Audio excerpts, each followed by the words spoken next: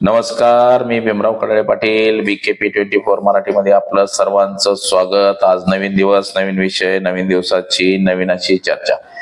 आज चर्चा घेऊन आलोय म्हणजे बघा, महाराष्ट्रामध्ये देखील मतदार याद्यांचा प्रचंड घोळ निर्माण झालेला आहे।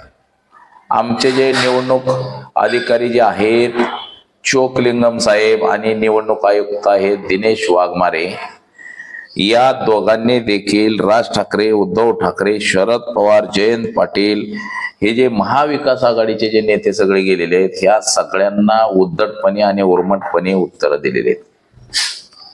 आणि राज ठाकरे यांनी बघा सांगितलेलं आहे की कुणाचं किती वय, कुणाचं किती वय हे देखील सांगितलेलं आहे। आणि त्याच्यामध्ये त्यांनी असं म्हटलेलं आहे की बापाचं वय जास्त आहे का मुलाचं वय जास्त आहे, म्हणजे प्रचंड असा गोळ झालेला आहे। आणि महाविकास आघाडीनेच मागणी केलेली आहे की या निवडणुका रद्द कराव्यात। जोपर्यंत याद्या सुरळीत होत नाहीत तोपर्यंत निवडणुका घेतल्या जाऊ नये, अशी काहीशी भूमिका आता या माणसांनी घेतलेली आहे। त्यामुळं निवडणुका रद्द होतील की काय अशी शक्यता सध्या निर्माण झालेली आहे। तर त्याच विषयाची आज चर्चा घेऊन आलो। तर चला, आपण जर चॅनल सबस्क्राईब केला नसेल तर चला चॅनल सबस्क्राईब करावा, ही सर्वांना विनंती। आणि चला चर्चेला सुरुवात करूया। बघा, महाराष्ट्र राज्यामध्ये नव्हे तर देशभर निवडणूक आयोगाचा असा फज्जा झालाय, अशी फजिती झाली। आणि त्यातच निवडणूक आयोग हा अतिशय आक्रमक असा वागत आहे, म्हणजे की भारतीय जनता पक्षाचा कार्यकर्ता जसा वागतो असा निवडणूक आयोग वागत आहे। निवडणूक यंत्रणा ही स्वायत्त संस्था आहे आणि ही स्वायत्त संस्था जरी असली तरी मात्र ही स्वायत्त संस्था जसं पाहिजे तसं लोकांना सहकार्य करत नाही, विरोधी पक्षाच्या लोकांना सहकार्य करत नाही। म्हणजे निवडणूक आयोगाच्या मतदार यादीचा हा प्रचंड घोळ आहे। आणि या घोळामुळं आता काहीच असं दिसतंय आपल्याला की निवडणुकाच रद्द कराव्या लागतायत की काय, असं वाटायला लागलेलं आहे। म्हणजे आता लोकांना बाबा निवडणुकाच रद्द केल्या पाहिजे त्या, काहीच असं एकंदरीत म्हणणं आहे। तर आता हा एक व्हिडिओ आहे राज ठाकरे यांचा, हा आपण संपूर्ण व्हिडिओ बघा म्हणजे आपल्या लक्षामध्ये येईल की राज ठाकरे काय म्हणतात ते।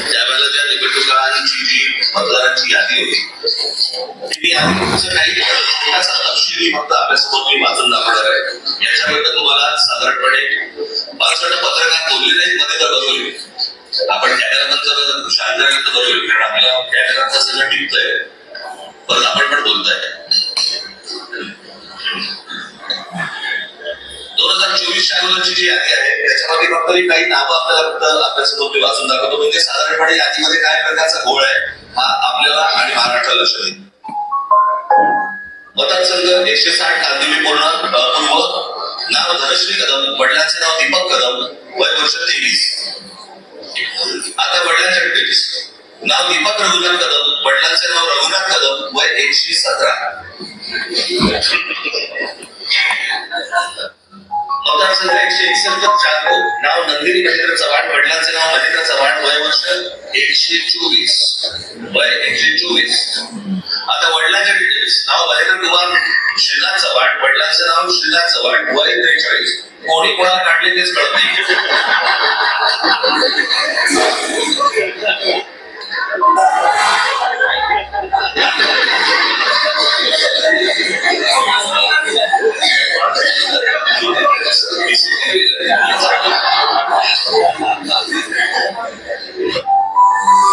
बघा, हे आपण ऐकलं की म्हणजे निवडणूक याद्यांचा कसा प्रचंड घोळ सुरू आहे आणि अशात निवडणुका कशा घ्यायच्या। आता विरोधकांनी सुरू केलंय की बाबा पराभव समोर दिसला म्हणून याद्यांमधला घोळ काढायला लागले। अरे बाप्पानो, पण ह्या निवडणुकीच्या ज्या याद्या सुरळीत करणं हे निवडणूक आयोगाचं काम आहे ना। निवडणूक आयोग काय झोपा काढतोय का? एवढे दिवस झालं सुप्रीम कोर्टाने सांगितलंय निवडणुका घ्या, 4 महिने झालं, 4 महिन्यात ह्या सगळा घोळ निघायला पाहिजे होता ना आतापर्यंत, परंतु असं जाणीवपूर्वक केलं जात नाही। निवडणूक आयोग हा भारतीय जनता पक्षाच्या इशाऱ्यावरती काम करतोय की काय, अशी टीका ह्या विरोधी पक्षाच्या लोकांनी केलेली आहे। हे जर असंच सुरू राहिलं तर देशाची लोकशाही कशी बळकट राहणार, हा पडलेला सध्याचा ज्वलंत असा प्रश्न आहे मित्रांनो। त्यातच बघा, आता हे निवडणूक आयोगाला जाऊन जे भेटलेले आहेत त्यापैकी बघा, आता परप्रांतीयच्या मुद्द्यावरचा बी विषय आहे तिथं. म्हणजे उत्तर प्रदेश, बिहार इकडच्या लोकांची हिथं नावं नोंदलेली आहेत, त्यांची नावं तिकडल्या राज्यात बी आहे, ते तिकडे बी मतदान करतात, हिथं बी मतदान करतात.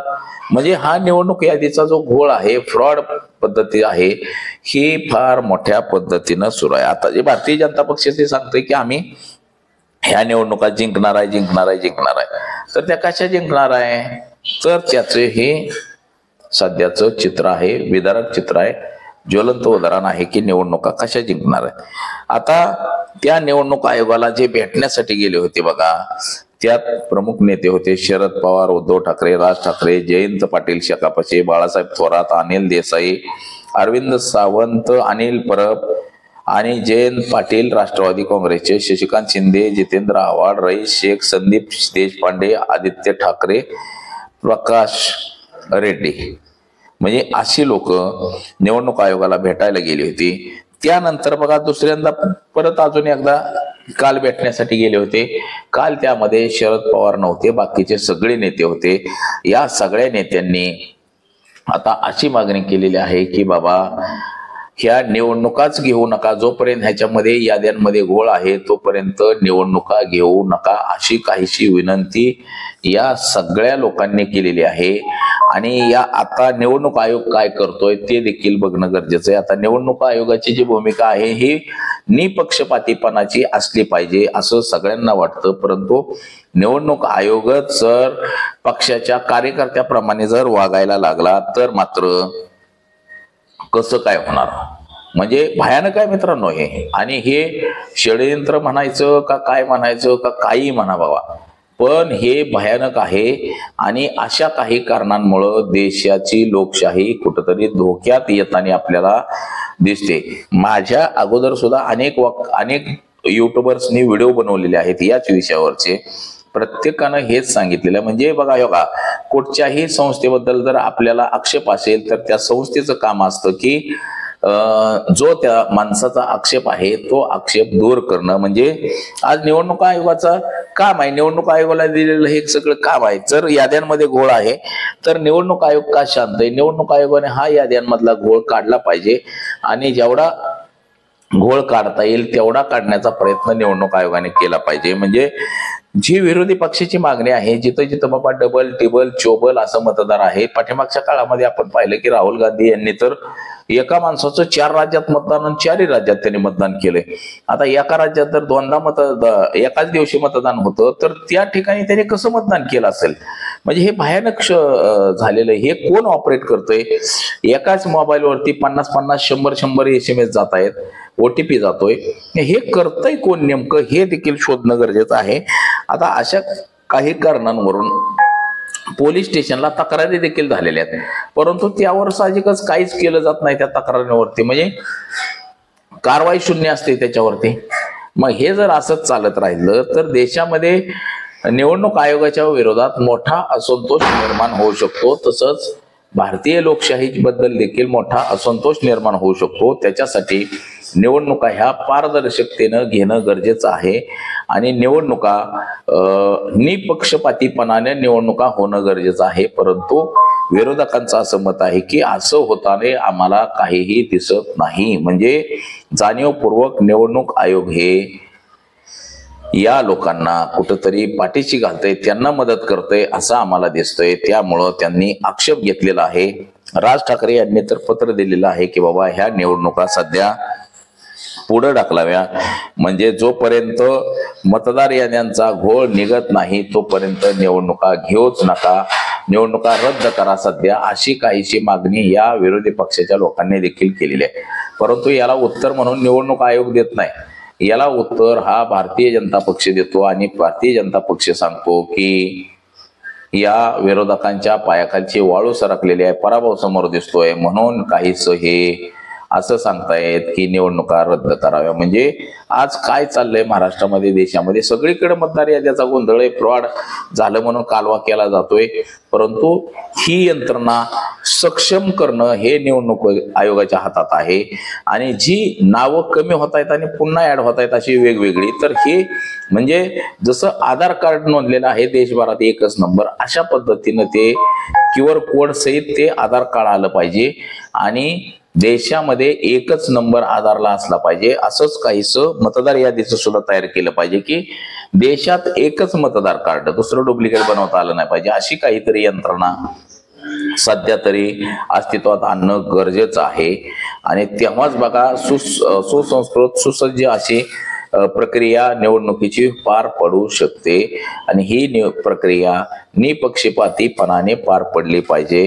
तेव्हाच काहीसा लोकांचा विश्वास लोकशाहीवरती दृढ होईल.